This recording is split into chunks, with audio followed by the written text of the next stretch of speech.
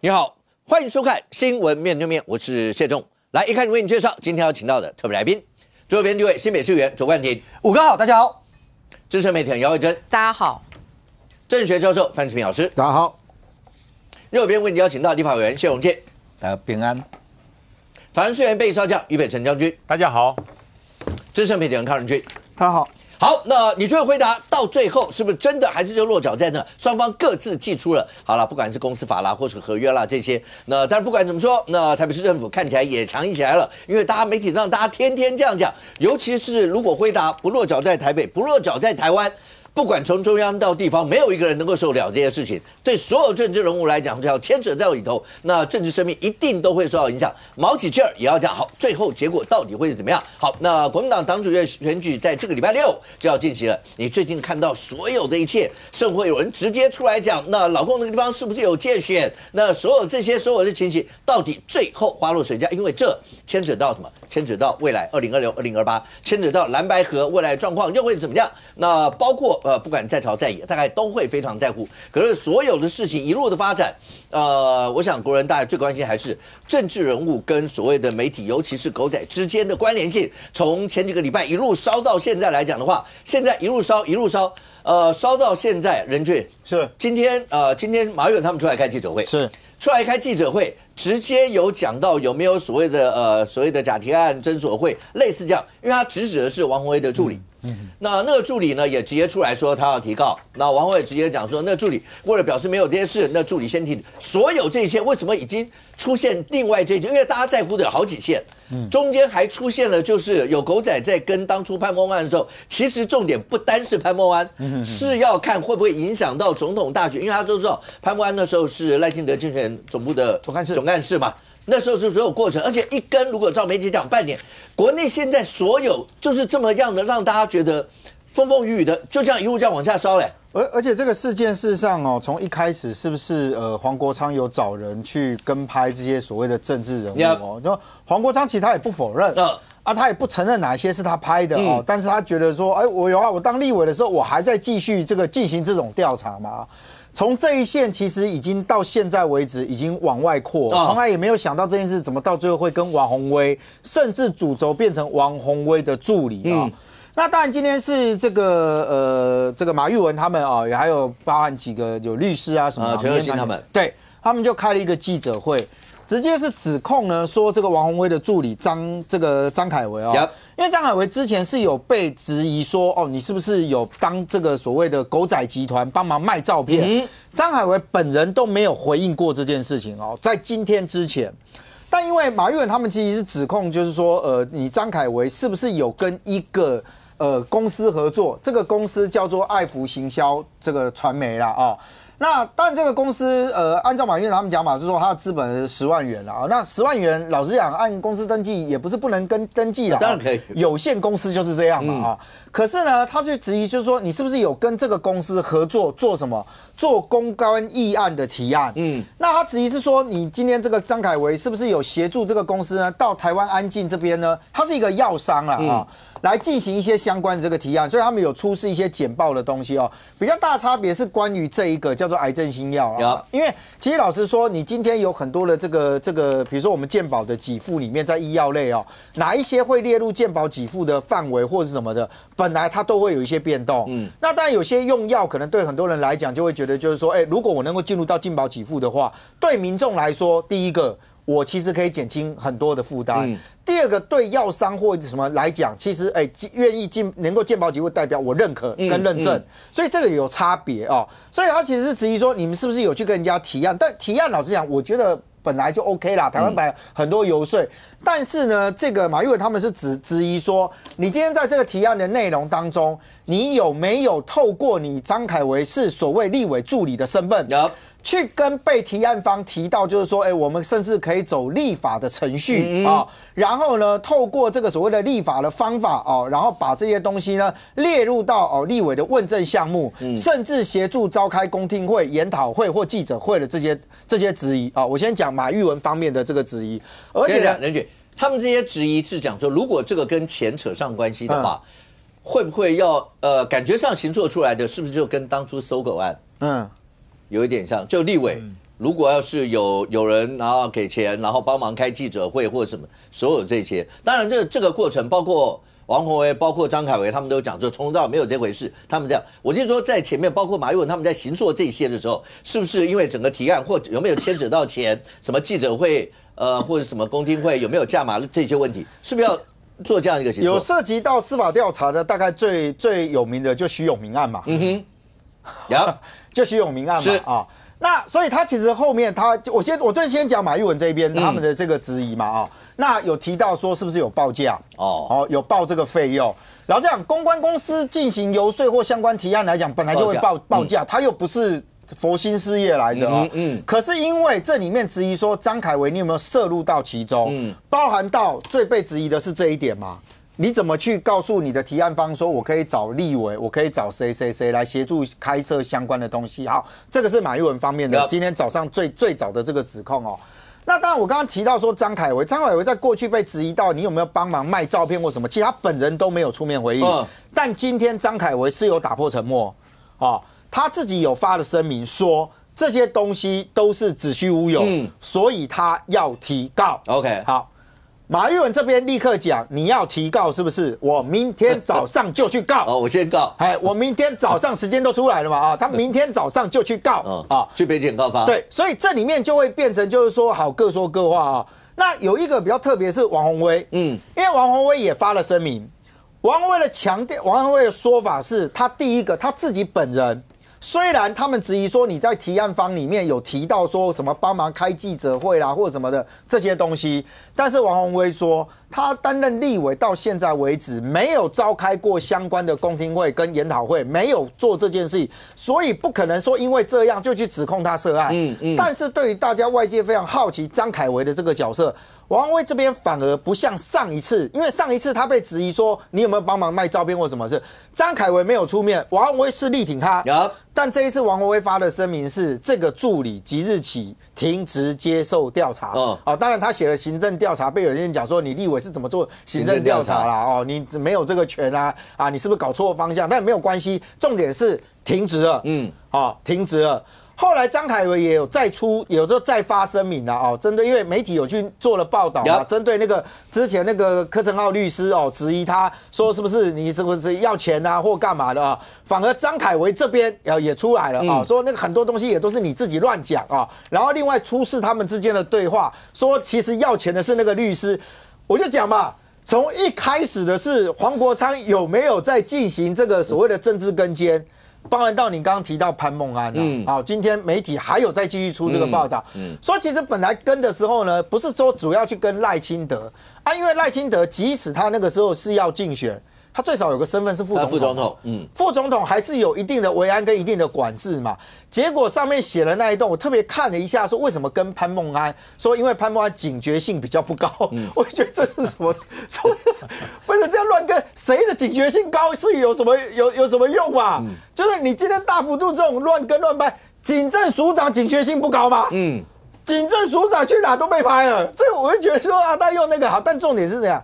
看起来大规模拍的这件事情我都说嘛，如果今天爆料者不约而同就是大家这个 A 先生拍到 B 小姐拍到 C 先生拍到，交给惠珍我都可以理解嘛，对不对？他知名嘛，他媒体的资源大嘛，然后他还有公益。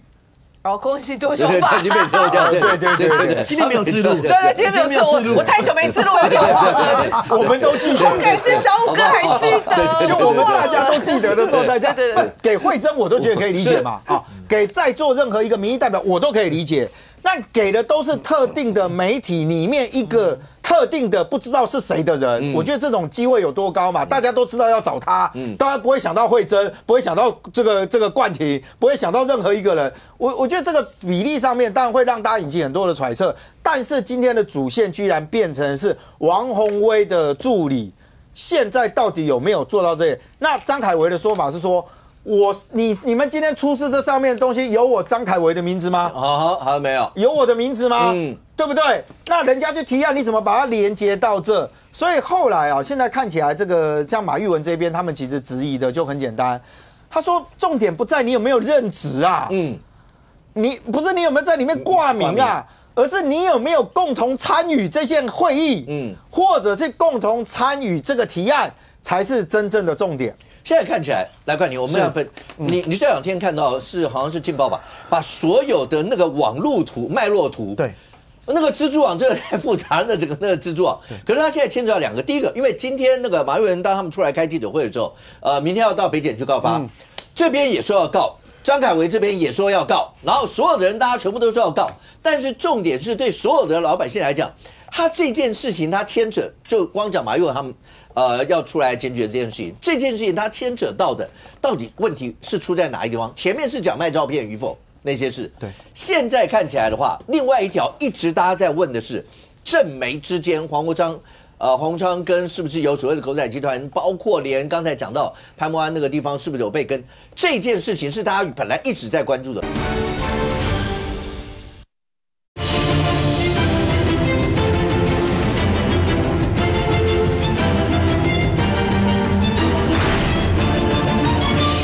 正媒之间，黄国昌跟是不是有所谓的狗仔集团，包括连刚才讲到潘孟安那个地方是不是有被跟，这件事情是大家本来一直在关注的，现在已经在延烧在那。不过在冠廷讲以前，先让观众朋友看一下，因为你想想看，黄国昌总召一定会被媒体问到这些事情，然后包括讲到最近风风雨雨的所有东西，他觉得很疲惫，也很无奈。为什么？你听听看，来。我也是觉得很无奈了。他没有任何事实证据的情况之下，在那边编故事、脑补。自己乱七八糟写一堆，然后我必须要被迫，然后每一次都要回答这种毫无事实根据的问题。其实老实说啦，我觉得很疲惫。我在进行案件调查的时候，我对的是事情，而不是人。针对潘孟安的部分，我已经公开讲过了。不管是联合再生的弊案，还是屏东那边的光电弊案，我只针对违法滥权的弊案有兴趣，我对其他风花雪月的事情，我通通没有兴趣。结果把这些风花雪月的事情全部往我头上倒，我只有4个字啊，叫做莫名其妙。我觉得莫名其妙，但是因为这2天呢，你知道包括很多人如果要跟他在一起的话，也一并的都会被问到一些，因为这2天好像在新北吧，侯友宜好像也有跟黄国昌在一方，黄国昌说他不针对这个地方接受访问，但侯友宜说话了，你听看侯友宜怎么说的，来。会不会很重、很重、很热？奇怪，不是说好不受访，我们还是要冲来。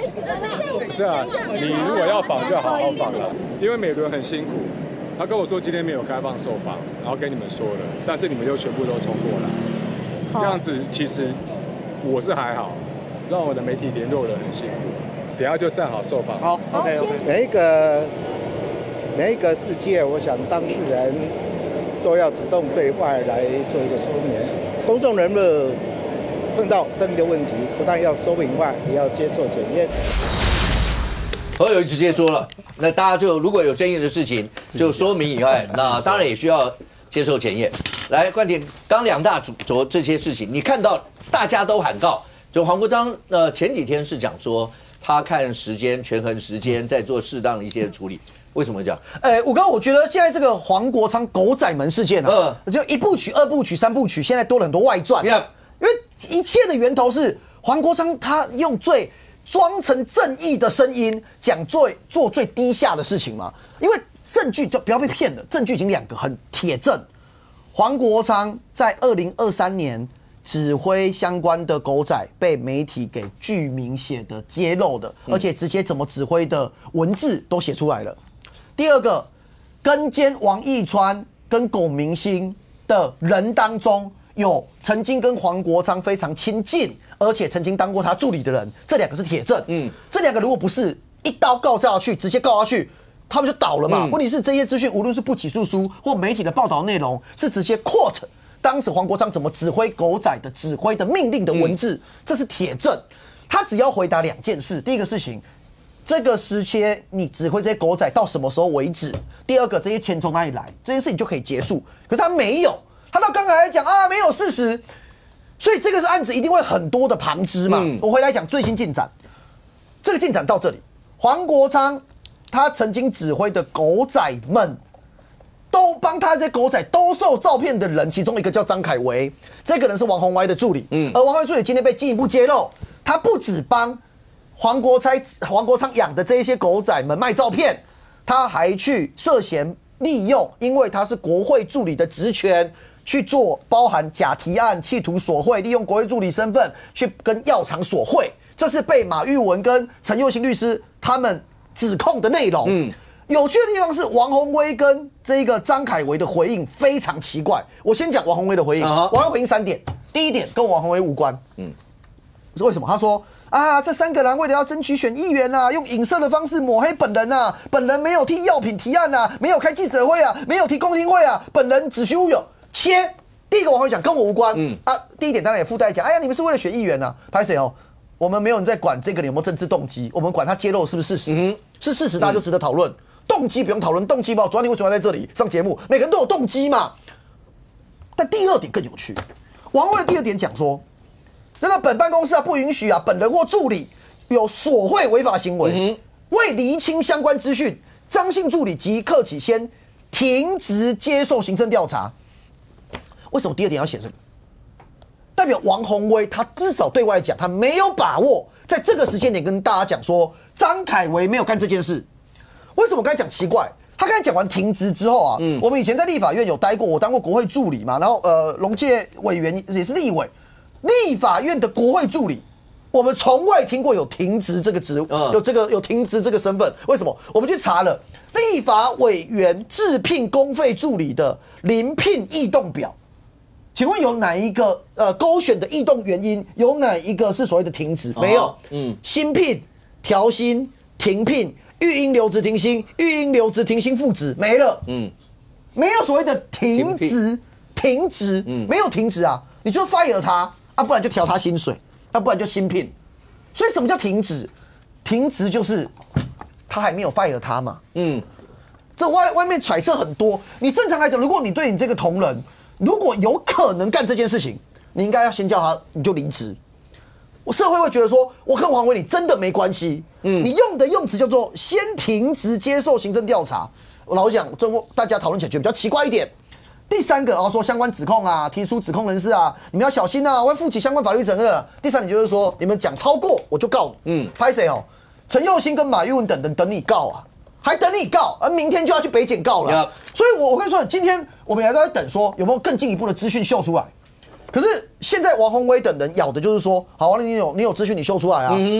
可是马玉文等人他们说，我们不用等张凯维提告哦，明天我们就8点45分会主动跟北检告发。我认为他一定有东西不然如果你告下去，发现你是乱讲的，那可能会被告诬告啊。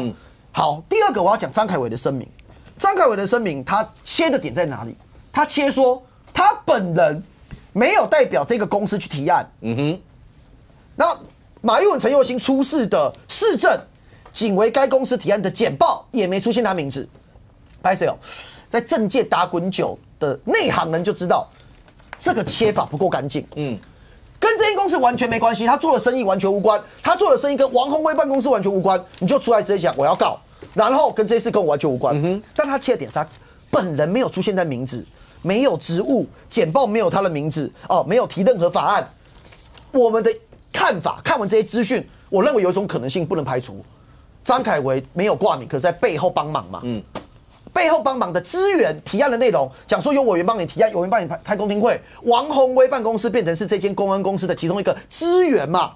那这有没有道德问题？这当然有。有没有法律问题？当然也有。所以后续等他们去厘清。你的意思是说，如果要不然从头到尾的话，4个字解决这个。子虚乌有，然后我就去提告，就是这样子，而且也不用解释说我有没有挂名嘛，因为子虚乌有就表示什么东西，而你们就是故意要这样。如果这样子是单纯的多，是，所以你觉得他讲的多，你反而觉得怪？对，当然怪，因为他切得很精细嘛。我没有在简报中出现，我办公室没有提相关法案，我没有代表该公司前往提案，这感觉都在切他的法律责任。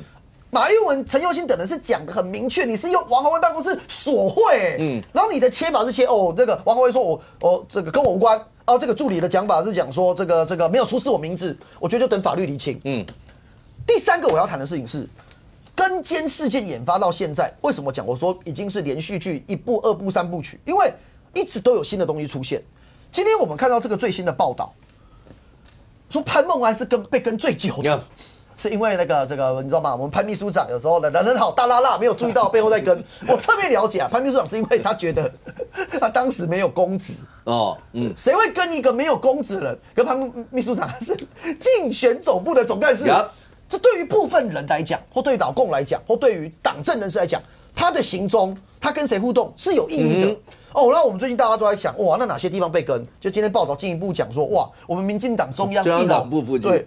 我要想想有道理，因为我们党中央是跟别人共用大楼，底上还有补习班，底下有对外开放的停车场，上面还有建设公司，有一堆不同的公司在里面。那因为我们比方说礼拜三一定要去中常会，还是说每天开会的时间记者会，大家都从那个大门这边就进出嘛，所以我在想，对呢，像我身为发言人，我们常走过去的时候，他今天没有要受访，或会后才要受访，我们跟大家打招呼嘛。那个来拍你照的人到底是不是记者？你哪知道？就是冲过来就拍照嘛，拍我们就走进去了。所以其实狗仔在这个地方它就变成一个起点。今天这媒体进一步揭露说民进党中央变一个起点啊，他们来这里，比方拍到某某某从这里出发，一路可以跟你回到家，就你的行踪被完全的掌握。还是回来老问题，你的钱哪里来？你到底跟拍你指挥的这些狗仔跟了多久？我觉得黄国昌有义务要进一步的讲。最后一点我要讲，黄国昌这个事情会惹毛所有人啊。民进党因为被跟，然后我们会觉得说，你凭什么这样跟人？你凭什么跟监政敌？这是你政治死亡。我们民进党这样讲，可是国民党就开心吗？我一直提醒国民党的朋友，这个事情基于蓝白合，你们不想骂他，我能够理解。可是千万不要替他跟监别人的事情找理由跟借口。第一个，国民党难道没有任何人被跟吗？国民党如果今天有一天新北市长，就像郑丽文讲，如果郑丽文真的当党主席，绝对提国民党自己人。黄国昌会不会跟你翻脸？我认为会。所以我觉得这礼拜六侯友宜出席公开场合，他的反应就很有趣。当然情景是这样，我现在看到这个画面是黄国昌他神隐了好多天，终于在一场戏子新北市政府办的嘉年华会。大家什么巴西啊、国外的风情啊，套了很多头套啊，一些服装。黄国昌在现场，他讲说我们之后再受访，站好再访。他那天最后也没有受访，他是在躲嘛。结果躲到最后，他讲说不要干扰这个活动的主轴，搞到最后变什么？变侯友宜要替他受访。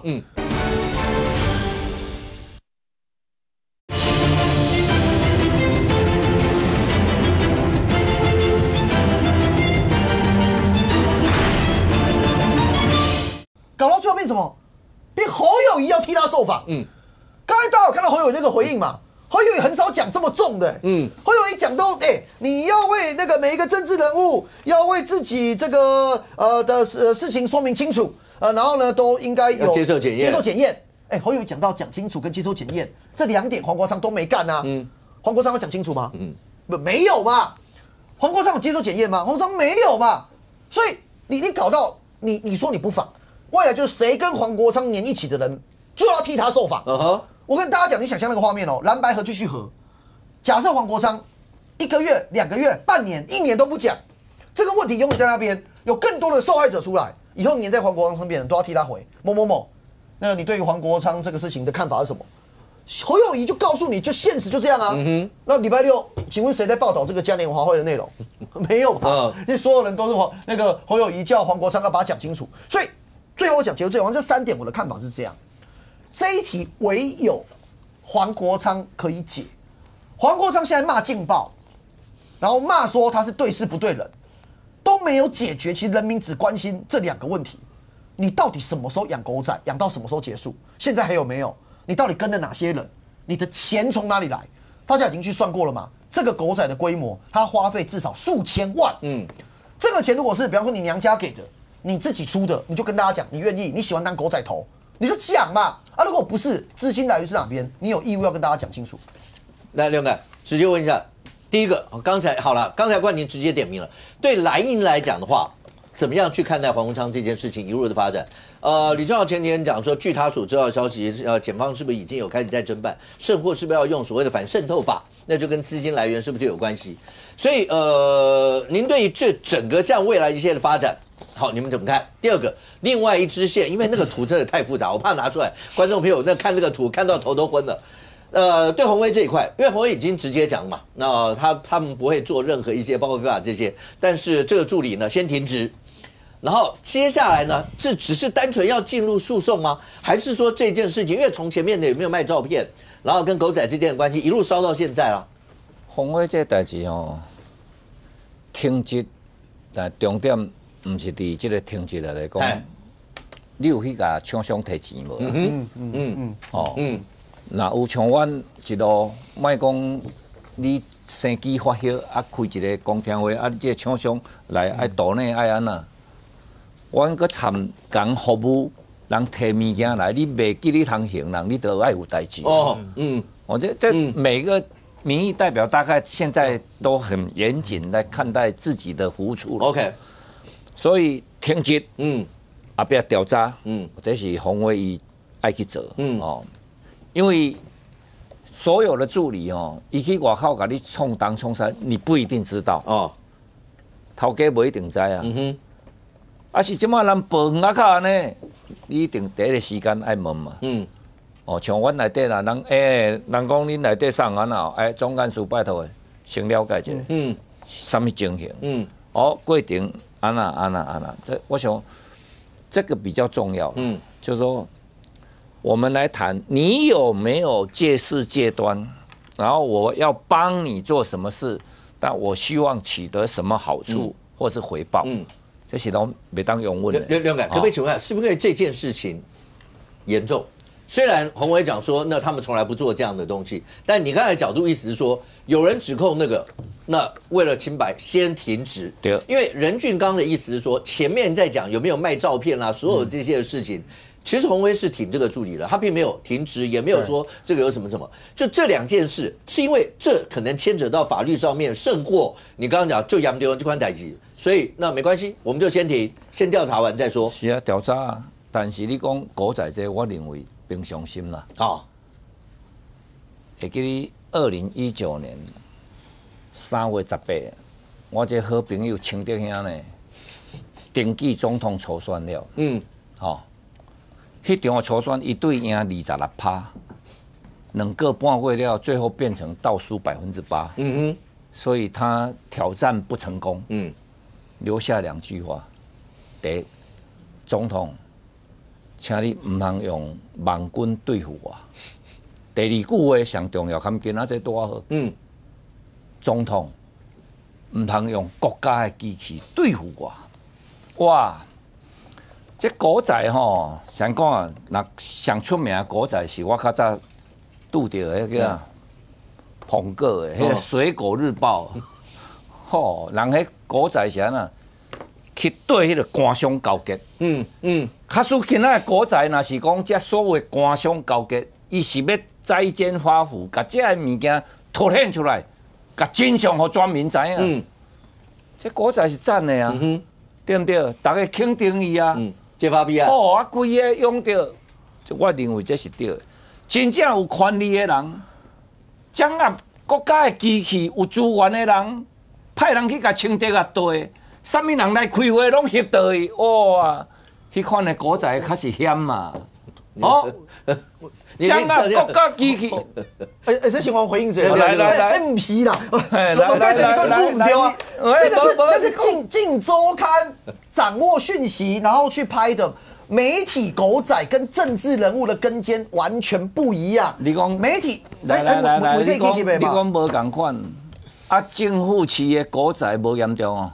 都真的是政府市的狗仔啊，去对清德啊。你来讲的，可以记者狗，还是他是领媒体的薪水？唔通和迄个记者狗清德啊讲的。无伊无安尼讲啦。啊来，伊无安尼讲啦。啊！这大家各位观众朋友，你看，恁会记啊？周冠廷袂记你啊？无啦，伊无安尼讲啦。不是，当时赖清德讲的，讲总统唔通用国家的机器对付我，过来就是总统，拜托唔通用你的网军去对付我。这2句话我是替足唔甘的。当其时阮足清楚嘛，对无？伊会当挑战蔡英文是好代志嘛。啊，今仔若唔是国家的市的狗啊，对付伊，伊今仔会遐艰苦。2019年就无遐艰苦啊嘛，反正2020伊挑战成功就换伊算了。我话那盘古开天的代志可以之后聊，起码现在针对说没有政治人物养狗仔这件事情丢啊唔丢，因为跟媒体完全无。我问你啊，恁执政的人是不是政治人物了？什么意思？我听无你的功效。起码王宏威或黄国昌等人，他们去养了狗仔，找了狗仔政治跟监。冠廷，你这巧，你哪会听无？我是，你这很严肃。我现在状况是这样，我拍谁？我要这样款的，是讲今天为什么这件事情严重？我今天如果是农界委员，你的政敌。我今天养了一组人，然后每天跟着你，就算你清清白白，像我们这些，我完全相信你清清白白。可是我知道你见的谁，跟谁吃饭，做了什么事情，我有你的情资，这就叫政治跟监。这是大家 care 说在你怎么去目去，因为总统初选媒体拍到总统跟谁开会，副总统跟谁开会，迄两行代志嘛。所以我等来讲，起码咱要探讨的是那个才叫政治侦防啊，迄较严重嘞。媒体咧报道。起码咱在讨论是讲政治人物养人去跟监政敌，这样才是丢啊唔丢？我觉得这要讨论。那像我是无遐济钱啊，我哪有可能饲得起啦？第二，我若红对，我嘛红对过啊。甲我对的人对到尾啊讲啊啦，你有够厉害呢，你拢无你食菜的啊。我对台人起来台北，我以前拢。大道你敢知？对，那过暝因对甲讲啊，讲我拢住伫国军英雄馆，清乐，对无？一暝足方便，安那对就是国军英雄馆，佮对甲去高铁，啥物人来甲我载？我安那出入，佮去问高铁的人，我讲人佮甲我讲，你红对，我嘛无去问看啥甲我对，但是我会做袂爽的，我嘛做袂爽。那是媒体跟嘛。唔是，啥物人去对，你都唔知嘛？我都唔知啊，绝对唔是。那一般的媒体想要挖你的新闻，伊会去甲你对嘛？希望不是黄国昌，希望不是黄国昌。即摆伊咧讲的，就是讲有人用金钱，政治人物去委托，好来，你政治人物委托你的目的是啥？假使我今仔要用。太阳能光电，然后咱即摆讲乌山头了。你讲用清水洗，我讲你用药水洗，大家拢无证无据。我变啊，我当然委托人去翕啊。互我翕到你就知啊，对不对？这你袂使怪伊啊。动机甲结论是无共款的。我的动机就是要掠这个官商勾结，这是我的出发点。我的动机是要捍卫正义，捍卫公义。所以我叫人去甲恁偷翕，恁有可能拢在犯罪。所以梁凯，你觉得黄国昌是因为这个样吗？无因为看伊的动机嘛。所以好友伊毋爱讲，每一个人拢爱接受检验，每一个人拢爱出来讲我清楚。你的动机是啥？比如讲黄国昌伊甲你讲，我的动机是 A、B、C， 结果恁去验翕的是 A、B、C、D、E、F、G， 那准是安尼，那么你蠢的物件。你去摕去做商业的交易甲买卖，这就变做社会。咱咧今仔咧检讨，你是就这地咧检讨，但是你无就伊的动机去甲讲啊。我就说，龙盖先讲的就是黄国昌，他现在对外讲说他打着他是为了揭弊嘛，这就很虚假，骗大家可以，那大家骗政治人物内行人，你揭弊你去跟王一川跟9天。当时他连一个立委都不是，党职政策会的执行长。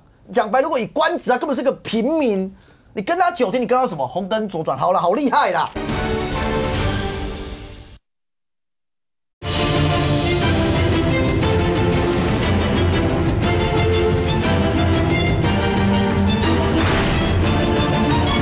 党职政策会的执行长。讲白，如果以官职，他根本是个平民。你跟他9天，你跟他什么红灯左转？好了，好厉害啦！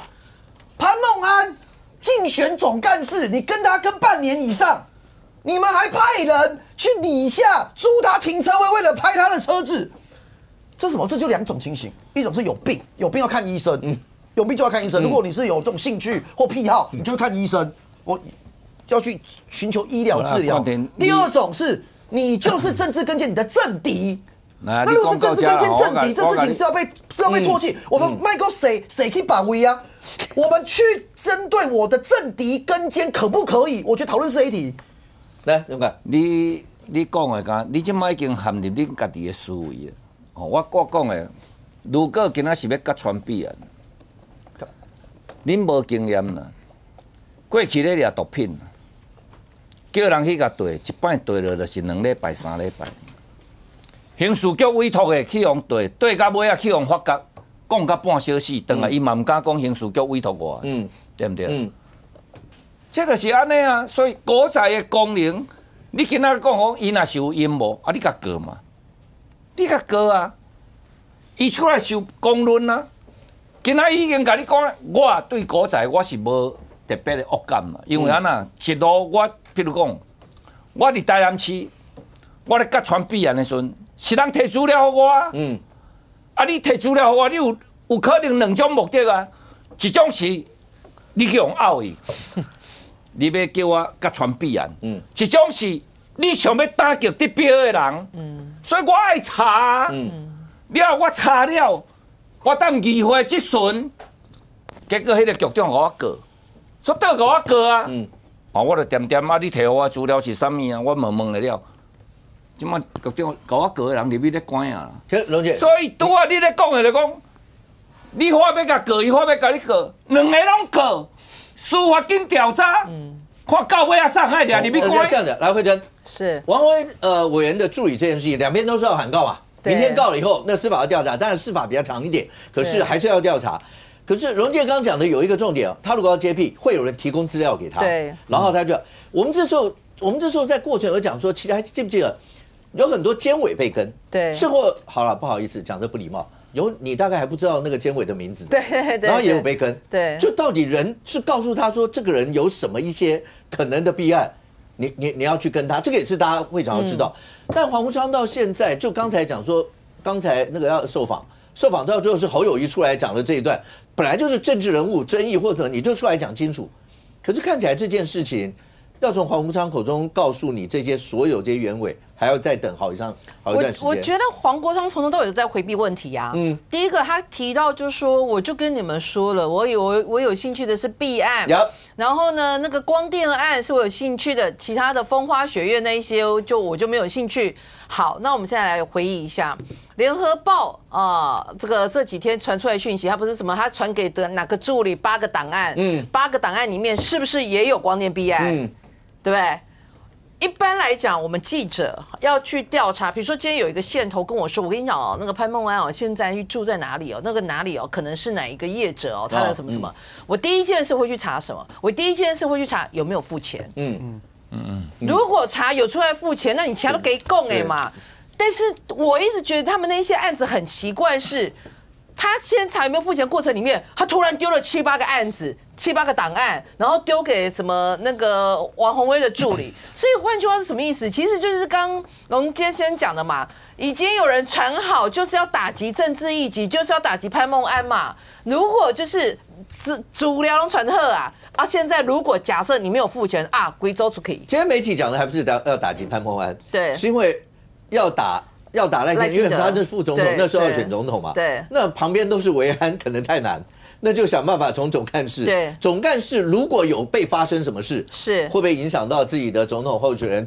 那媒体报道是说要用这样的一个连的方式，是。可是这种连法，就是刚才讲说，那不是因为说你知道他有什么案，对，我开始要跟。对，应该是说。第一个，你黄国昌，你本身是政治人物，为什么你政治人物你可以揭弊，可是你不能长期叫自己养一组人，然后不断的去跟，然后跟完之后啊，你看被我逮到了，这个居心就很奇怪嘛。我们媒体才做这种事啊，我们媒体不分蓝绿，我们就是要揭弊啊，可是你不是啊。你现在就变成正美两，现在所有的问题其实就是一个正美两期嘛。我们以前讲说党政军退出媒体嘛，结果现在变成媒体就参进来嘛，就媒体参进来之后，媒体掌控党就是参政之后，然后黄国昌心想说，你媒体可以参政，那我政治人物能不能搞媒体？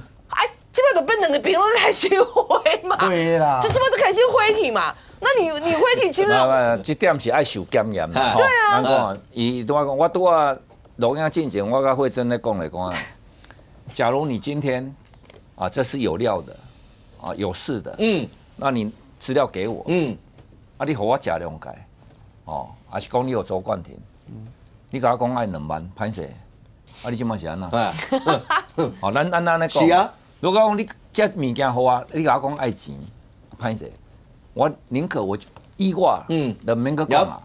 吼啊，如果这物件你给我摕来讲，哦，这官商勾结，太阳能什么人拔什么鸡骨，我嘛不是得摕来我就听呢。对啊，我爱去查，我爱去查嘛。要调查，对。啊，查了后，我还来讲啊，这都是安那来，啊，你这资料送互你的，什么货？啊了，我该讲我去讲。哦，这是我的责任嘛。正常应该是这个样嘛。正常就是安尼嘛。啊，你甲我讲若有钱，我讲不管是摕资料也好，叫人去翕相也好啦。哦，有金钱的付托，除非就是讲我知影因有倒一条是白机构咧趁咱的钱。哦，迄个法包咧趁咱的钱，我拜托你。迄个时候我拜托，我一定要拜托通常阮啦。阮是拜托记者，安尼讲啊。吼。啊，伊是毋是古仔我毋知，伊一定会甲我讲，喂，谅解啊，无，我咧拜托人去对呢，迄个对名对恁呢，爱开钱，得爱个用迄个什么 GPS 呢，哦，去甲对呢，啊了，迄拢爱开钱，佮爱一摆哦，我知的啦吼，一摆一组，若要24小时爱有3个人，哦，3个人哦，你敢知一日爱偌济？一日爱差不多15000哦，一日哦，3个人一组啦。刘解，这个也是大家讲说，这次如果这样跟要花多少钱呢？无啦，我讲的，我即马咧讲就讲，我现在知道，譬如说，警察要请人去掠毒品买，一样。好啊，我要去揭发弊案，对，啊，我委托，这就爱钱啊。如果唔是你摕来互我，啊，你甲我讲啊，才要摕钱开始，安尼唔免。冠廷要讲什么？我补2句，不是这差别就在这里。龙介先讲的就是正巧讲出差异了啊。对啊。我们今天民意代表，我今天左岸庭收到一个爆料，天经地义，我常收到爆料，我会去查证。当然。甚至有没有可能跟某些人合作，不要去拍某些照片什么，这都正常。为了这个议题，为了这个弊案，不是卓荣泰跟林佳龙吃饭，这什么弊案？萧依依也在报，潘孟安住房子在那里，你已经都知道这个他们有付租金了，你还去那边租，然后一度跟半年，这是政治跟监。不然我跟大家讲，差别就在这里。我今天就会看于北辰不爽，我就派人跟他；我看康仁就不爽，我派人跟他，跟看有没有什么。而且我觉得你为什么要对他们2个不爽？如果啦，就举例，对龙介兄要。还有一个我是觉得很有趣哦，就是说我们刚刚一直会用搜狗案来讲这个案子，但是你要知道，搜狗案是为什么？是变成我的东西卡在那边，我有案子卡在那边，我找委员帮我开公听会，把这个案子给解决了。假设这一家公司怎么安静，从头到尾没有案子在立法院，那他就没有什么，哪有什么问题？你知道这会变成什么吗？因为我以前跑台塑，很多立委哦，他们会透过比如说印尼的华侨啦，哈，说我们现在印尼哦很大农地在卖哦，你可以台塑啊，你来印尼买农地啊，请农民啊，种甘蔗啊，可以发展升值那个柴油啊，然后就会有人就把整个 business plan 这个 proposal 就透过委员哦，然后交到台塑哦，然后有一次我就去台塑这边官员这个高层前面，我说你们要去印尼去买地，然后怎么？他说没有啦，那就是立法委员，就是你知道，就是砍高啊啦，讲难听一点就是砍高啊啦。但是砍高啊是这样啊，我砍高啊没有强迫性啊，我有成就成啊，没成也没关系。就最有趣的是那一本砍高啊，台塑就没有兴趣，后来看到哪里去？看到中油去，然后呢，中油就组了一个。什么研究团队、研究小组，可是到最后也没有成，所以就变成我看那个案子会觉得他是有一点看高啊未遂，就是这个什么张可为，对他的目的，他有没有可能这个是他朋友的公司或什么的，然后他进行这个相关的引介，或者是说这一个公司的这个要不要看一下？因为你如果说是要勒索，那就要变成安静，有东西要过。卡在立法院，请你们立法委员帮我疏通，让我过，这才有一个对价的关系。因为张凯维跟他自己的声明也说要告，因为他说没有，他从来没有什么，也没有他的名字，跟他没有什么关系。任俊刚前面拿的那张里面有提到一个抗癌新药，就是如果一家公司有一个药，如果要是是不是能够到了国内，尤其变成健保用药或者什么，那天差地别。有没有人想要用这样的一个方式去进行？这里面如果牵扯到金钱，那基本上就有问题，大家都知道嘛。如果牵扯到金钱，就一定有问题。如果只是很单纯的要帮忙，或者觉得那真的是好，然后或什么，这就另当别论。但因为这件事情，两边都说要告，都在进行这些，但将军现在就是。这事情有这么复杂到让大家已经解释了多少天？到现在就是政媒之间，包括狗仔媒体也有狗仔，然后包括揭发弊案的原因是什么？政治人物揭发弊案，我在节目已经讲了800次了。我乐见到政治人物把弊案揭发出来，让所有的民众知道什么东西真的有没有官商勾结。我想老百姓也会给掌声。但是跟现在大家讨论的事情，就是中间有那一段刚才。冠廷用人就是政治跟监啦，说你花这么多时间、这么多人力，就为了要跟这些人，我为什么要这个样子？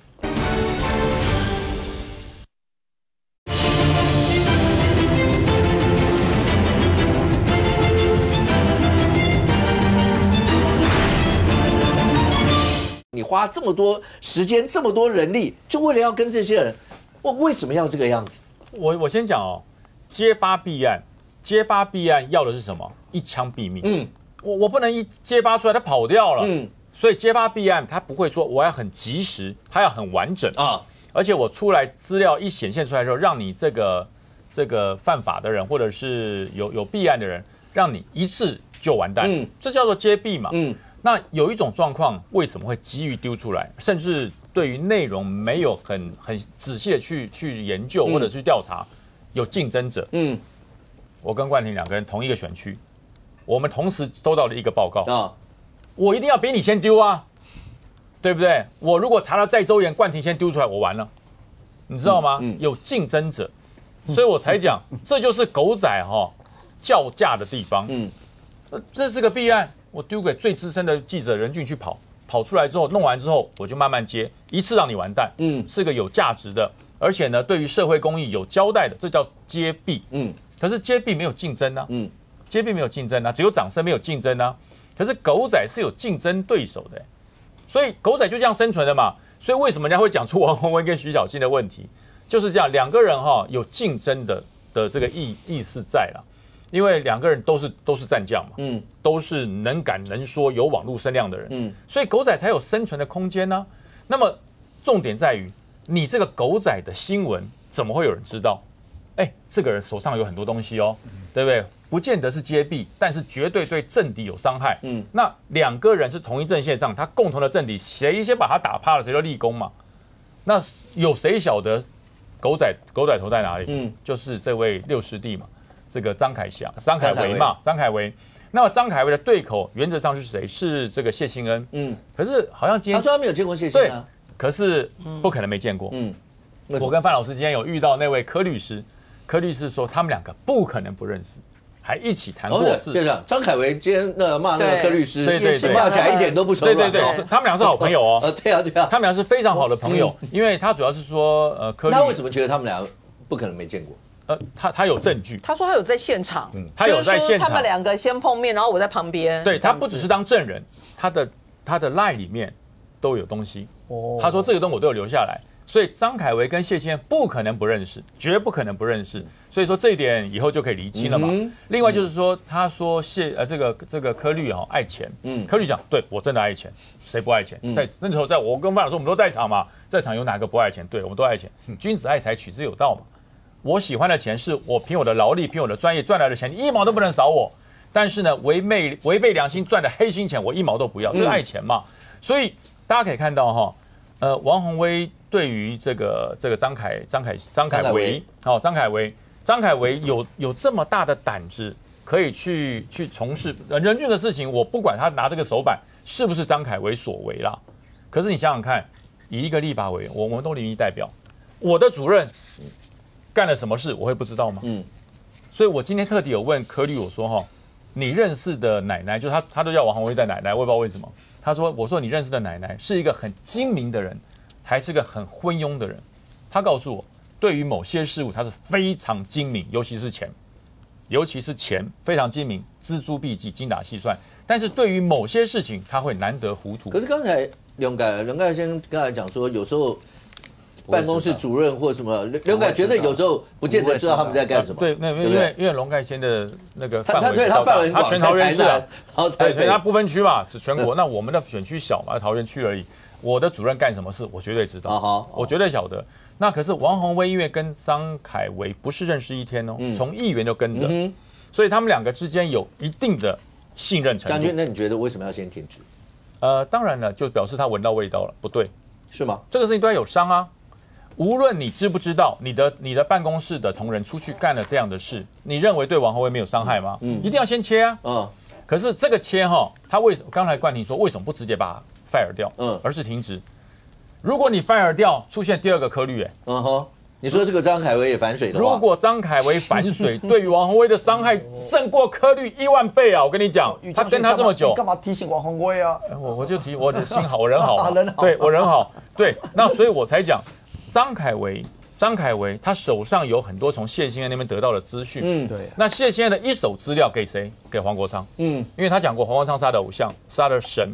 所以当谢欣恩拿到一手资料、有爆料资料、有杀伤力的，全部给这个黄国昌。那么二等的呢，就是那个偷漏嘛，就给黄国昌。那剩下的一些肉鱼嘛，那就看看王宏威要不要。所以透过了张凯维卖给了王宏威，王宏威买了以后翻船了。王宏威买了一次翻船，就是金屋藏藩这件事情。他拿了以后翻船了，这件事不是免费的，是要钱买的哦。可能比较便宜，可能打7折或打几折，不知道。被判罚50万，天哪！你的王宏威以后还敢拿张凯维的东西吗？所以他从那个时候对他的信任有一点点问号。那张凯维怎么办？就卖给别人嘛，卖给侯汉廷嘛，卖给张思刚嘛。所以我说生命会找出路嘛。这些狗仔的这个狗饲料、狗粮食，他也会找出路去买嘛。他要把它卖掉。不过现在看起来的话，当然你说王宏威委员可能他是讲说他们的人也已经发了声明，告诉你他没有干这些事，可能是为了要自清白，所以先停止。不管原因什么，因为大家都在讨论像这样，反正也都已经要提告。但范老师，如果真的回头去看，当前几天媒体上讲说，像李正皓讲说他自己得到一些讯息，说当检方要办这些案子的时候是用反渗透法。反渗透法的重点应该就在资金的部分，会不会有境外资金啊，或什么？这些一路下来，因为如果真的开始侦办的话，接下来可能大家讨论过的一些的名字，可能都会传进去，要问所有相关的这一些。那包括民党好像有说，希望监察院要查金流啦，或者所有这些东西。那这样查下去，你觉得很快会有水落石出吗？我觉得蛮快的，因为如果有金流就很清楚了。因为现在你不管你现在删手机也好或干嘛，你把存折剪掉都没没有用。因为手机可以恢复。干嘛把存折剪掉？现在还有人有啊，像我就有存折啊。范老师只剩你在用存折。那个谁，那个柯文哲他陈佩琪还不止1本了，好几本了，对不对？像我们说要有存在感，那种感觉，那种你不是都随身携带啊？你不是我都随身携带，对。你有什么？没有啊，就是有时候存钱又刷嘛，对，才知道嘛，听那个感觉是很疗愈的，你知道对。所以说那个我跟陈佩琪有个共同的嗜好，变坏了。那今天我要讲一件很这个张凯维为什么今天只有停职？到今天为止，王宏威还是对他不离不弃哦。停职的意思是什么？随时可以复职哦。我没有把他 fire 掉哦。搞不好他表面停职，他每天还是去立法院上班也不一定啊。可能没有，可能服务处啦，立法院可能进不去了，因为他是通行证。他没有带电子脚铐，所以他可以进去。这表示他们的关系匪浅。那我们可以看到，就是说，今天这个我们这是一个很重要。那今天他有没有到这个针对这个告这个马玉文的报的案？他说要告，请问一下，到今天为止，我们录影时间他告了没有？他没告啊，他还没有告啊。你要上午开记者会，你让我准备一下嘛。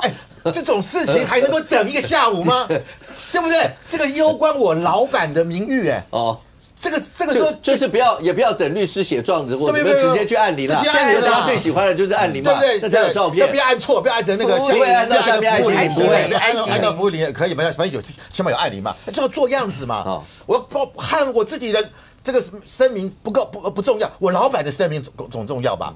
而且这个市政讲得很清楚嘛，他在这个艾佛行销传媒公司只有10万块的委托，去跟这家药厂啊，去这个台湾安进药品公司，这家公司还蛮大的哦，好像还是台湾前几大的这个药品公司，前10大，全球绝无此事。对，按照黄国昌的标准，含沙射影，严重侮辱我的人格，按铃，这有什么问题？这个也不用律师啊，这个随便网络上当落下来都有，这个你要怎么控告很容易嘛。不用当落，如果是按铃的话，那就不用。你按铃有手就可以按了嘛，对不对？好，所以我真的觉得他为什么今天没有按？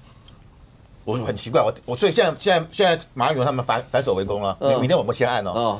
所以我觉得这件事情就看出他跟王宏威的密切关系。那刚才在讲这个偷拍，就是说这个狗仔啦。黄高商说他为什么要跟监潘孟安，是因为有再生能源的弊案，有光电的弊案。请问你跟了2年，这2个案子哪一个中？一个都没中。不是你黄国昌说你做跟弊案根本是假的嘛？现在大家反过来觉得奇怪，去年6月24号，立法院通过的这个所谓的立法院的职权行使法，说什么要授予立法委员调查权。黄国安，你这个黄国昌有没有支持哦？很多人说黄国昌的目的是什么？如果立委有调查权，他的这些狗仔，他们叫他调查员哦，立马就合法化了，对不对？就表示我这2、3年来我投入的东西都是合法的哦，而且我有现有人马，你这个我们龙盖先还没有，我有现有人马，我还有车队，还有各种设备，我都齐全哦。他是不是在为他自己的调查合法性在做铺路呢？就国民党完全搞不懂还跟他联署，还跟他合作。你现在在讲龙盖先吗？没有了，我说龙盖先不讲有没有联署不知道了，都表示你们根本不晓得他在玩什么东西因为我不相信其他的立委有搞这个调查，就只有黄国昌。那我说刚刚讲过嘛，他调查了这2年，哪一个跟公共利益有关？我举一个，他第一个案子2023年5月15号是由这个《民报》的萧依依爆的料，说潘文安跟这个朱罗3人见面。我问你，这有什么问题？好，第二个事情，同样一年前年11月11月的这个21号，他说潘文安抽加热烟。我问你，他潘文安有代言加热烟吗？没有吧？对吧？他帮加热烟做广告吗？或者抽的时候特别让大家看我是抽这一排的抽这一排的他有这样吗？没有吧？第三个，同样是2023年的12月4号，也又是王宏威踢爆潘孟安住在这个力能能源科技董事长杨董事长的房子，免费给他租租给他5000万房子。后来证明是没有嘛？就算属实，又怎么样呢？你能证明我违法吗？老子有钱给潘孟安住，你不开心？这有什么问题？好，再来。这样不行吗？这样不行啊！这样不行啊！因为他如果他的和的光电的案子，这样就会有对价的问题。除非你查到对价，除非你查到对价。不是，我们先回归到事实嘛，就人家有付租金，人家有付租金嘛，这退一万步。好，然后就把事情弄得复杂。前年12月12号，又是萧依依《民报》说潘孟安跟宜兰富商吃饭，吃饭又怎样？对啊，所以说就是没有弊案，没有弊案嘛。好，最新的就是今年8月他们去年8月说潘孟安出入郑文灿的行政院副院长官邸，那又怎样？对不对？除非你拍到他瞧事情或带着钱进去。所以我觉得搞了这2年多，我必须要讲，我今天如果今天有个征信是这样的业绩我早就跟他断绝，加赔钱你什么业绩都没有啊。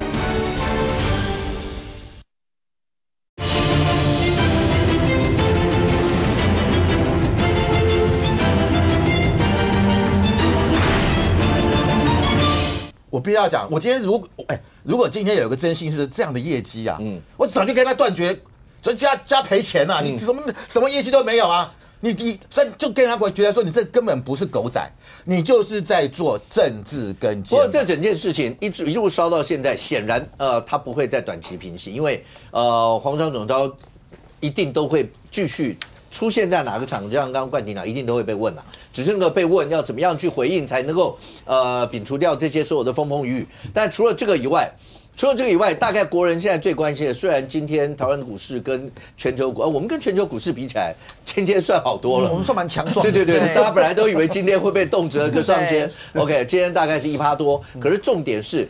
你会关心到这，是因为我们除了跟国际接轨之外，我们的 AI 从我们当护国神山一直到现在，包括辉达，慧珍是辉达应该还是会留在现在这里吧？是，应该是这样吧？现在只是大家在谈那个钱、那个补偿。到底要补偿多少？现在是已经到这个地步了吗？是，川博硬起来了哦。那个蒋万安虽然软了半年，但是没关系，川博现在硬起来了。对啊，因为事实上，我觉得现在踩到一个最大的关键点，因为我觉得台北市民开始愤怒了。台北市过去这一段时间以来，大概已经很久没有这么样一个振奋人心的一个投资案。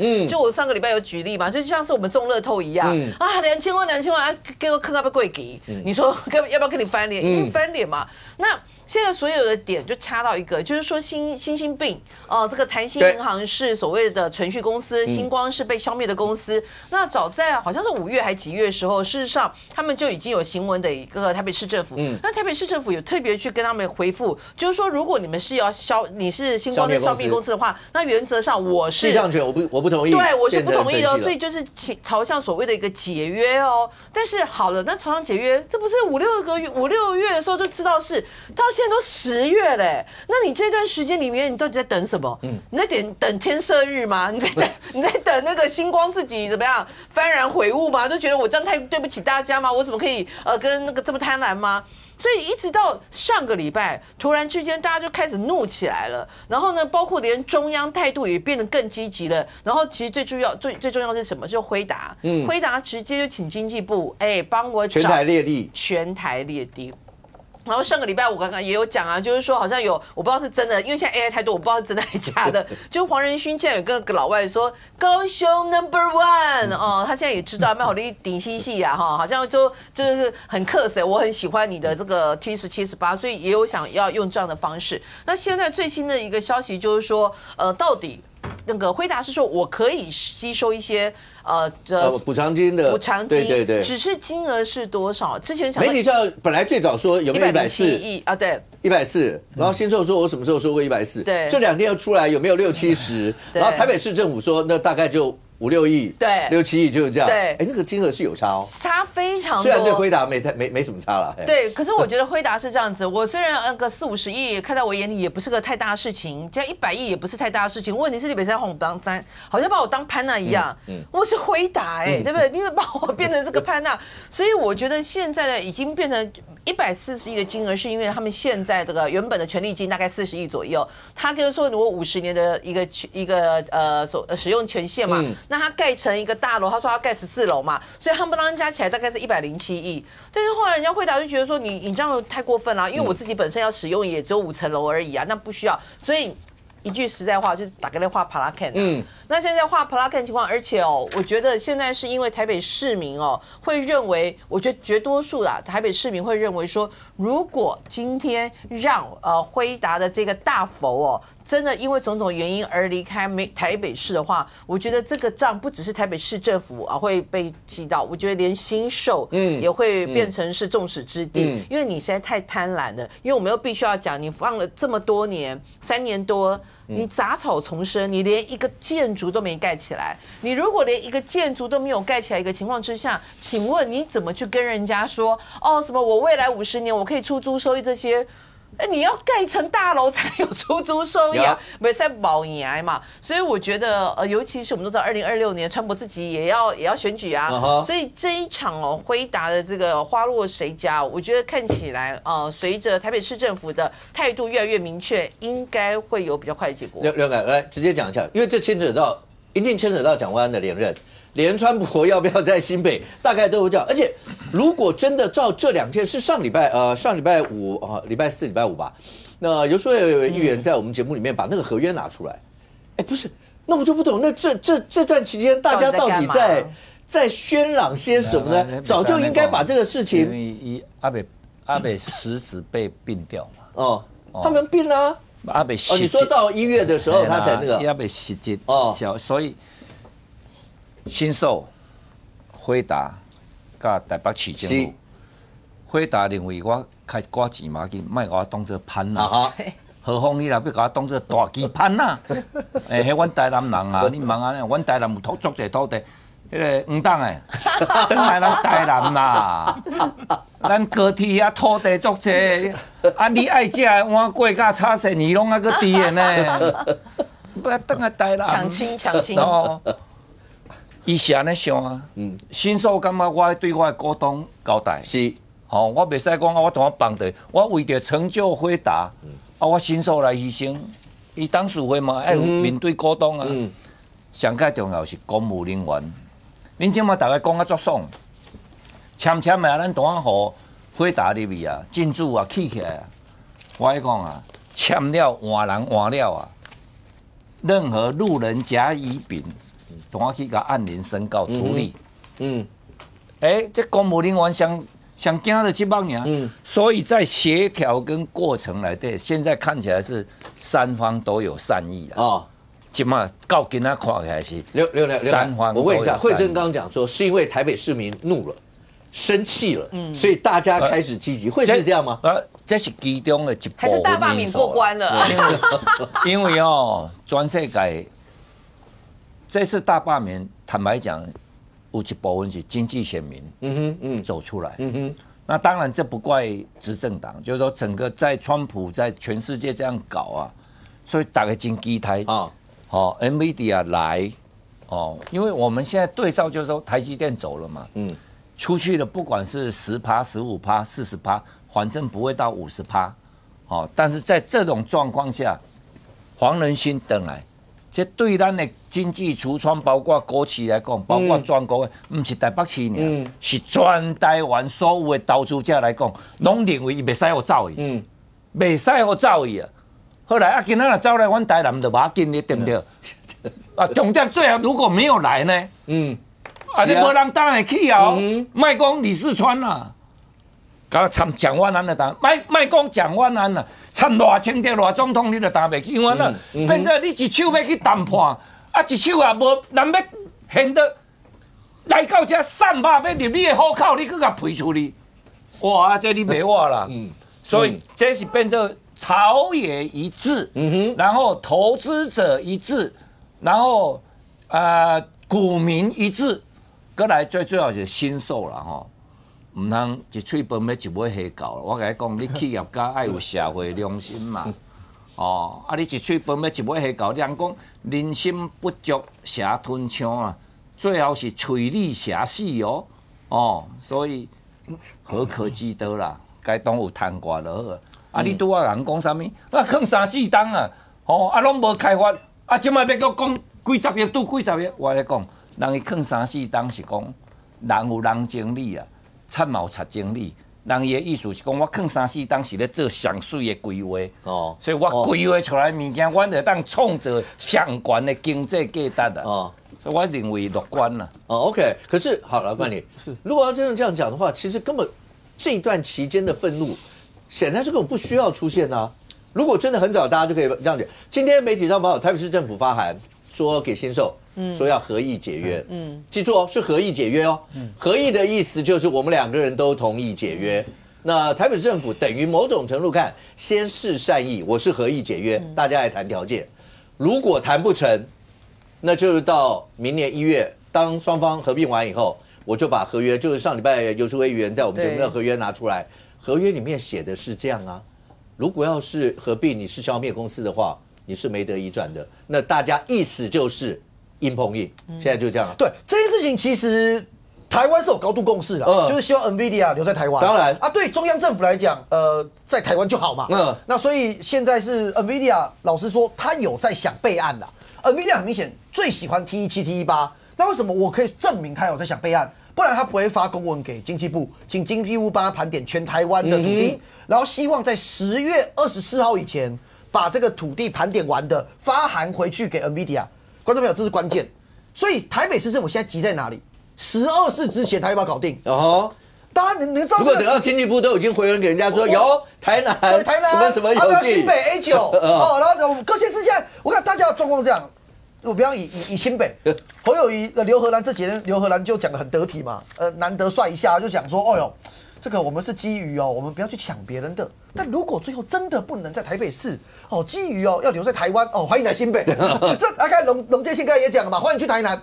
所以大家都在等经济部盘点各县市的土地，我不知道结果，但我推测大家一定是积极的，可以给的土地就尽量给嘛。这第一点。第二点，可是因为现在 NVIDIA 还是最喜欢 T17、T18。蒋万安虽然之前提出 T12提出什么南机场什么，很显然他们没有要嘛，因为蒋万安提这几个备案在前，可是 NVIDIA 发函给经济部在后。代表之前蒋万安的备案 ，NVIDIA 都不喜欢，不然不会发函给经济部。而且冠廷，你想想看，我是辉达，对，我是辉达，我一开始挑的那一定是在 priority 里面，对，我最优的最优先嘛，对，全世界都在抢我，对。然后你现在跟我讨论说，那第一个也许没办法，那这个你觉得呢？我辉达呢？对，我不是灰尘呢。是啊，好不好？你们大家要不要正视一下我的存在？说全球在抢我，结果现在这样，就大家抢着要的嘛。是吗？好，所以我回来台北市现在的状况，我今天不想去骂说什么之前什么错过啊，然后没认真什么。我讲现在他们的策略，蒋万安市府现在两手策略很明显，李四川骂新售，李四川的全文怎么讲？T17到T18现在一片草地，3年来没任何新建，与发展经济目的背道而驰。我们是否要用行动收回土地，用这个手段去跟新售解约？以上不是民进党讲的，李四川讲的，够硬吧？很硬，那一手这样，可二手蒋万安现在是否也在想啊？我现在不要想他不想国家利益没关系，但是还要想他明年要连任他一定要想台北是要留下来啊。所以他现在最担心的事情是，如果 NVIDIA 留台湾，可是跑去其他县市，他的脸挂哪里呀？所以他第二手就是刚才武哥讲，他现在发合意这个解约，合意解约，我跟大家讲这个美感实务上依法论法一件事，这几天大家都讲很多了，因为包含星光人寿现在被台新并然后依照合约，他确实应该可以重新跟台北市签约，然后台北市有权利跟他解约，这都是法律。可是实务上，台湾没有任何一个人寿业者有能力跟台北市政府对抗。人寿业者现在很重要一个营收来源是什么？是公共工程的投资。这些人寿业者要的是每年3%的获利，市政府他要的是一个稳定能够投资的集团，一拍即合。所以各个地方政府招商，人寿业者是重要的招商的企业之一。而对人寿来讲，我对股东可以交代，因为我跟政府合作，不会有突然而来奇怪的事情发生。所以每一个人寿公司在，尤其台北市这首善之都，他手上都有非常多法律外的公权力能够给你压力。所以我猜想这个案子最后会变这样了，除非蒋万安市府真的无能到极点了，我认为不会了。蒋万安他明年要拼点认的，他就是要想办法搞定 T17跟 T18，可是三方都有他不能碰的底线。台北市政府他不能今天为了 NVIDIA被人家讲说图利辉达，他的公务员未来要坐牢，这个是蒋万安要小心的。新售也不可能去做一个他股东跳起来去告董事长签约背信的问题。我弄了一个，我之前讲的很好听，50年我可以赚100亿，而且我现在40亿，你要把我拿走，股东去告他背信。第三个，对于 NVIDIA 而言，他自己留在台湾跟留在他首选的土地这件事情，他还是想要拿到。当然，所以我觉得现在这样就三方了，把底线给弄好，最后留在。如果要我猜，我认为蒋万安市府团队，除非是真的很无能，不然应该把他留在T17、T18，看起来是有谱啊。但任俊中间出现最大的一个是，民众党他们还有柯文哲在他的那个庭里面就直接骂检察官，就是因为你们追杀成这个样，搞得辉达都不敢来，就是因为这样，不是他们就在讨论说，那为什么他的连接好了，讲白一点就是图利啦，或什么？你看一个柯文哲的例子摆在这，谁敢接下来这样干这件事情啊？所以你看，好那个辉达就是为你们办案办成这样，人家不敢来，他是直接这样开枪的啊。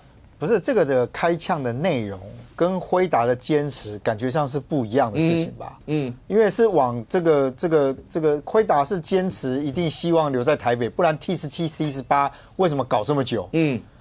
那如果今天他不敢来，那他就不要就好了。因为事实上大家应该这样啦，就是辉达原先在评估的时候，确实是把这个 T17、T18 列为他们的首选。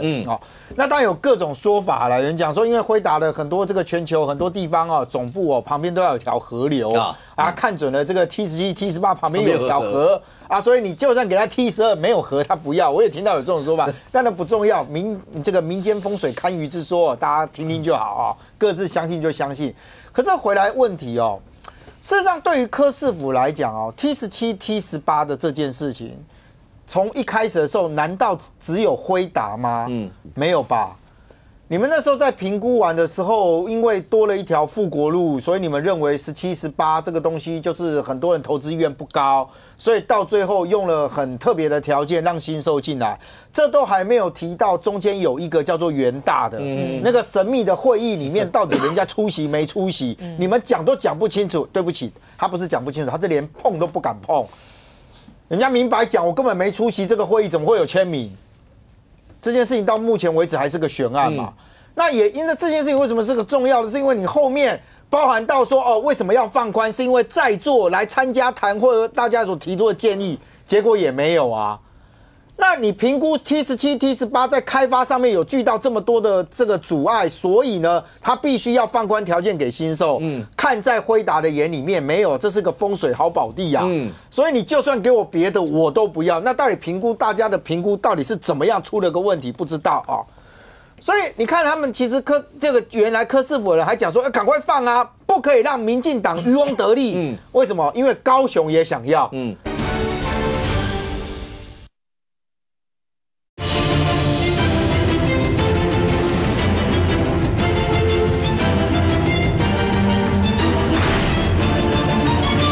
不可以让民进党渔翁得利。为什么？因为高雄也想要。所以看起来辉达并没有因为这件事情不敢来台湾，而是因为17、18到目前为止有官司的问题存在。那这个问题就成为今天大家来看李四川的那个说法嘛。你今天北市府说，我们现在正式告诉这个新售，我们要朝合议解约的这个状态下，问题只在一个啊。我市府开出来的条件是说，我大概希望在30几亿，因为这30几亿有一大块是你自己本来的钱。我不要基于愿意，我希望你好吧，你就跟我解约，大家别再走下去了。分手总要给点分手费。所以是不是有一个利息加计进来，说哦，可能不到40亿啊？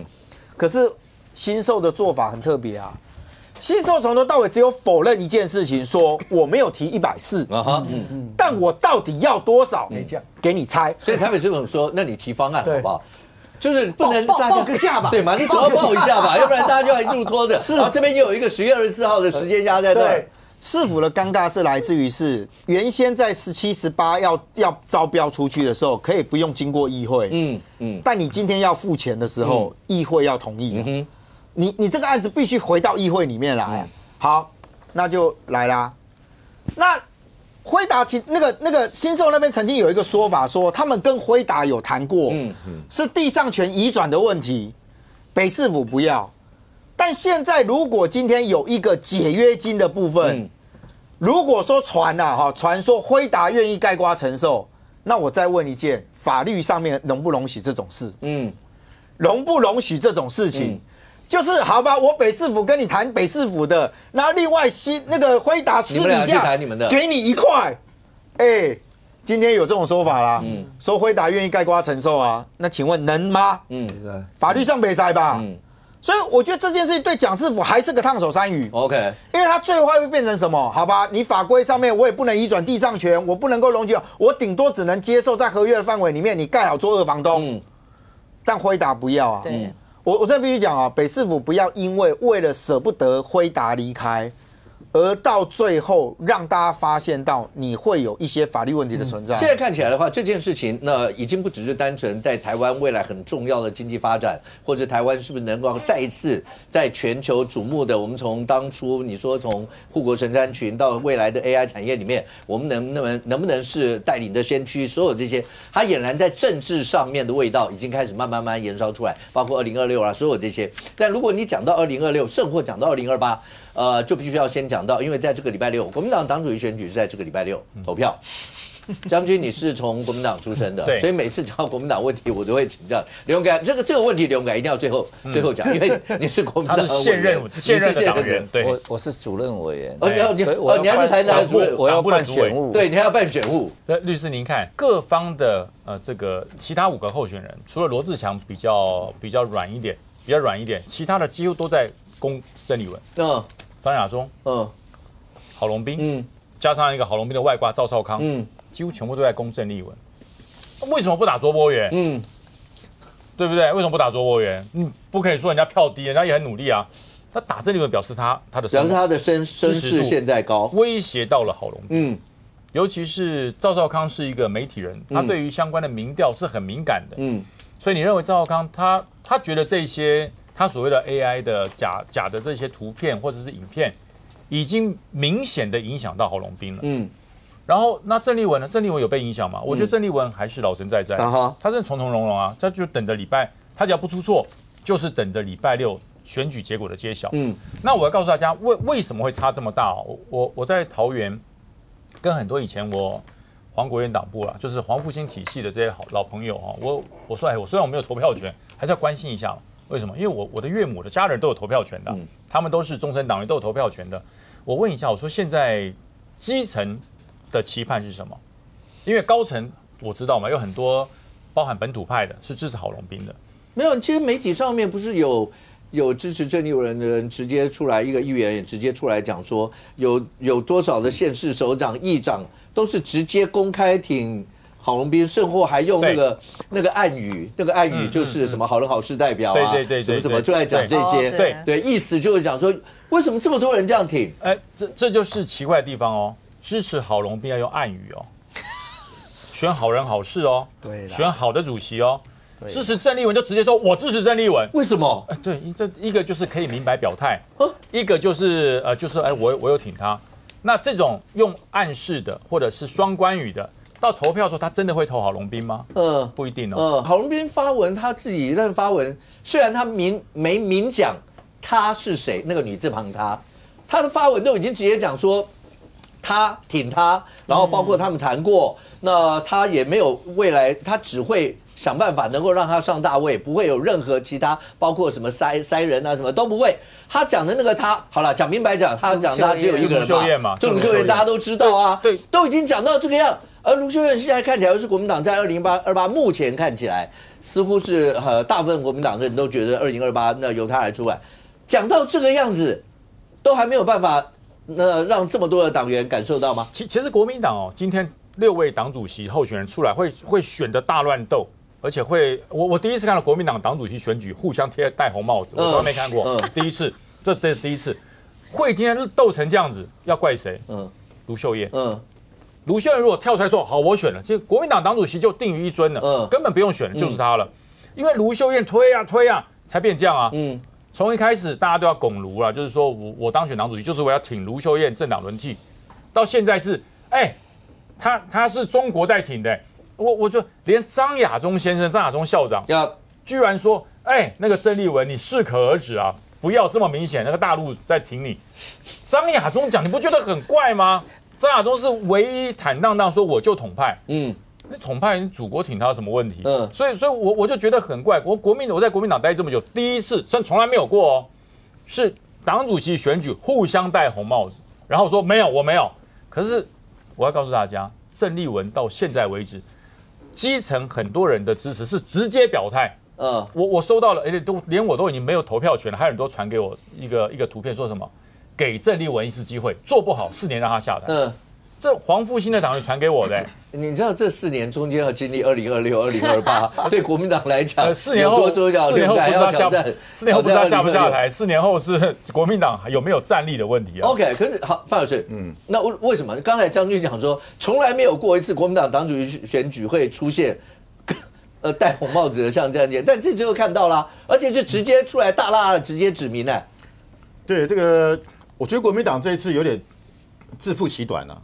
因为之前民进党说中国借选嘛，特别是去年总统大选，国民党就说没有啊，哪有借选，都你们民进党在打这个恐吓牌嘛。那今天果然啊，不止借选，还借了国民党党主席选举。那我觉得未来，那如果民进党说中国借选，国民党就没理由说没有啦，就是你自己承认的，而且这个赵少康还要叫国安单位介入调查，你是要赖清德发动这个调查局、国安站去调查吗？那难道人不担心这里面会有不公的事情吗？所以现在变成互相的这个抹红啊，我就觉得很讶异，怎么会连这个赵少康跟郝龙斌他们都自己说有对岸的势力、境外势力啊，在介入这场国民党的这个党主席选举，不可思议啦。好，那我觉得这个样很难看。我们知道郝龙斌的爸爸是郝柏村郝柏村他一辈子是反共的嘛，虽然他也去中国祭祖，可是他反对就是说啊，这个就是说阅兵挑战阅兵，特别是这个中国篡改了抗战史。郝柏村有回过中国吗？有，但是他没有去，他就去祭祖，还去那个8年抗战纪念馆里面，就当场就斥责那个说明官说那是我们打的，你乱讲，那是蒋介石我们委员长打的，对他有去过，对，所以我觉得就是说，特别是这一次，像今年中国是纪念抗战80周年，侯秀柱去了，谁批评？郝龙斌也批评哦，所以我觉得对中国来讲啊，他们觉得郝龙斌是扶不起的阿斗，没有他不够真正的亲中，那郑丽文是亲属表态，所以我认为现在为什么大家讲说中国现在支持的是郑丽文，因为我们从这么多铺天盖地的这些语音的相关的这些影视这些短片啊的，那个要花很多钱的，何况大家知道吗？现在的国台办主任宋涛，他在他这个2018，应该说他接任了这个国台办主任以后啊，他基本上是跟前面的像刘捷一啊，他们这些跟这个张志军不一样。OK， 他积极的介入台湾的选举，包含到前年的蓝白的这个6点协议，包含这个郭台铭当初宣布要参选这个总统，他立马到了这个山西运城，据说这个天人共路背信忘恩，为了讲谁？就是讲的是郭台铭。所以我觉得他这次是不是有介入到这个国民党主席的选举？我觉得是极有可能。我分享3点哦。第一点，历史真的很幽默。郝龙斌现在变成是国民党本土派最支持的对象。新党的郝龙斌是国民党本土派的代表。民进党出身的郑丽文现在变国民党的大热门，党主席，乱了嘛？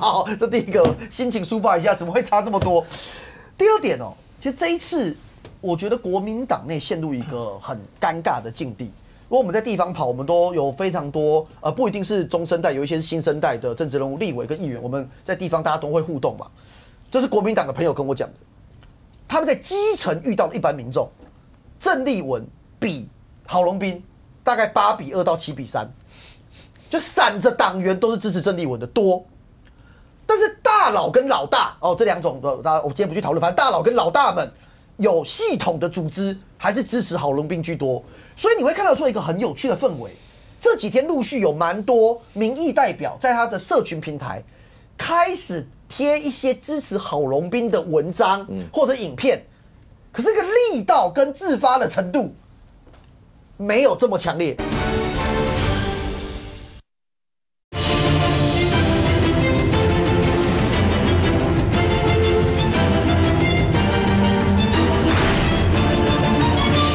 你会看到说一个很有趣的氛围，这几天陆续有蛮多民意代表在他的社群平台开始贴一些支持郝龙斌的文章或者影片，可是这个力道跟自发的程度没有这么强烈。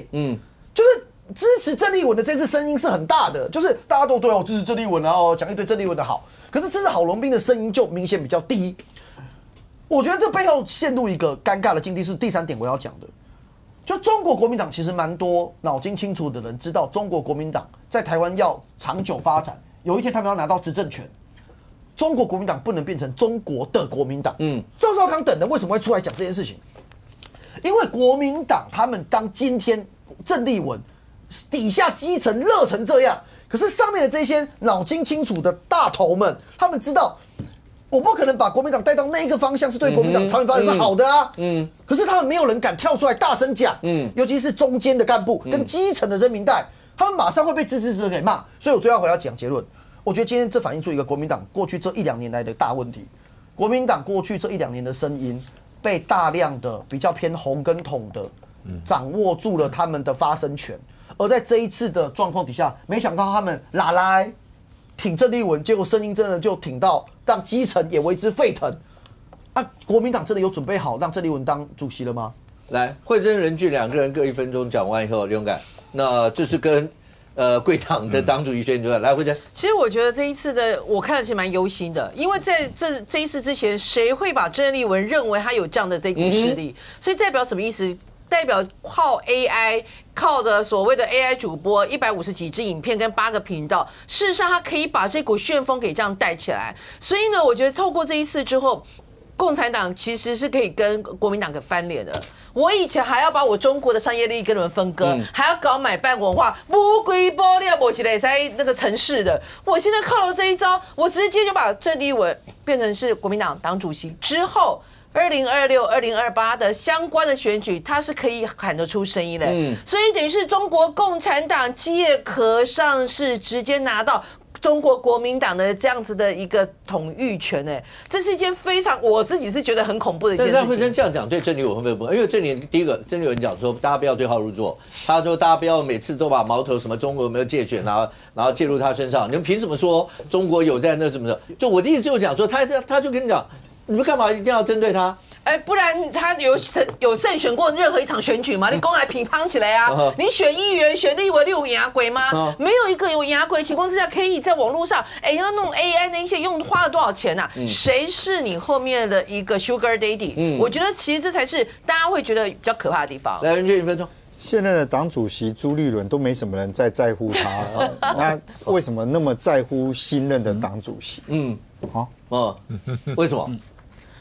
不是，因为以前国民党党主席会被认为说他可能会跟总统大选会有连结嘛，但这6个都已经公开讲说我没有要嘛，所以我老实讲，那如果没有要，为什么大家还弄成这样，而且还特别直接讲老共借权讲这么大？这就是一个最特别的一个地方啊！也就是说，如果今天郑丽文因为民调高成为大家攻击的对象，大家或许可以理解。但我认为国民党到现在为止不愿意去正视跟面对的，其实党内自己本身互打得也很凶啊。我觉得这整件事情其实对国民党来讲，未来的整个的论述上面会遇到一个很尴尬的状况，就来自于赵少康先生啊。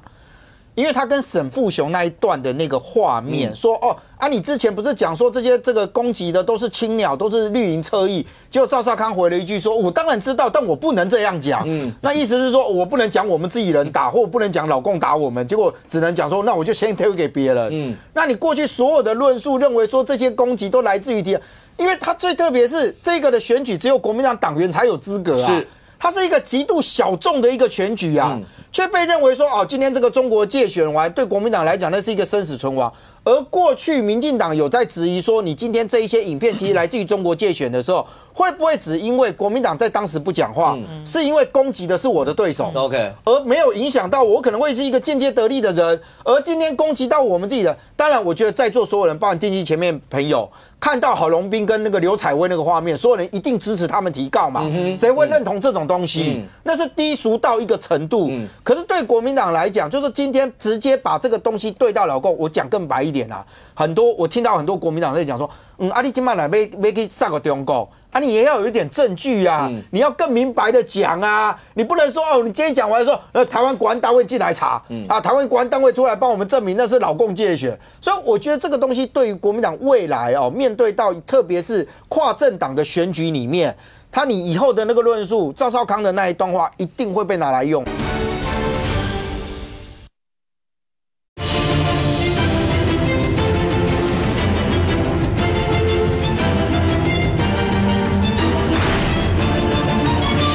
要去杀个中国你也要有一点证据啊，你要更明白的讲啊，你不能说你今天讲完说台湾国安单位进来查，台湾国安单位出来帮我们证明那是老共介选，所以我觉得这个东西对于国民党未来面对到特别是跨政党的选举里面，你以后的那个论述，赵少康的那一段话一定会被拿来用啊。来，勇敢，皇帝无急急死太监嘛这些。像咱这个节目是正常电视播嘛但是透过网络的推播啦甲发送，每一种无同款的节目呢，伫网络上甲伫实体的电视顶头，伫这5档来是发生真大变化。那么到未来5年至10年，我拄仔咧甲姚慧珍讲，未来10档至15档，台湾可能会选出一个总统。一当前咱拢唔捌伊的，因为网络。这网络的世界就是讲，今仔日你来看，今年日本的国会选举，迄参政党无人捌伊，一色变14色。自民党伊这个传统政党较无咧伫网络，咧经营伊个传统农民甲传统的古城市但参政党敢对网络啊，你看日本的国会哦，一色变14色，所以全世界拢共款。那么拄则任进讲的一个重点就是讲，哦，这摆我是不方便讲真济啦，因为我是台南市党部主任委员，我刚才当甲你做甲这摆的选举是公平、公正、公开，这我应该做的。但是我徛一个评论的角度来讲，这摆的6个候选人拢足优秀，不过国民党是一个选第2名的。哦，因为大家拢咧讲。啊，就是2028的固定什么人啊？所以是咧选第2名，尤其台湾即马伫政治的中心是伫立法院啊。所以大家咧讲啊，即马主席甲未来主席会变安那？其实你我大家关心政治的人拢知影，国民党即摆选了拿甲8依然会大于绿啊。是不离个伫拿甲8中间呢？哦，要安怎去变化？包括后壁提名，包括合作，讲会好势，讲袂好势。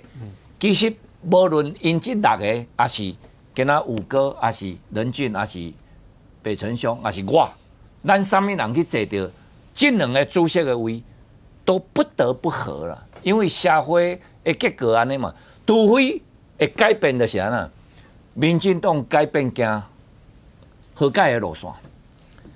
我想无啥那伊较无来行和解路线，因为本来赖清德受想要行这条路线。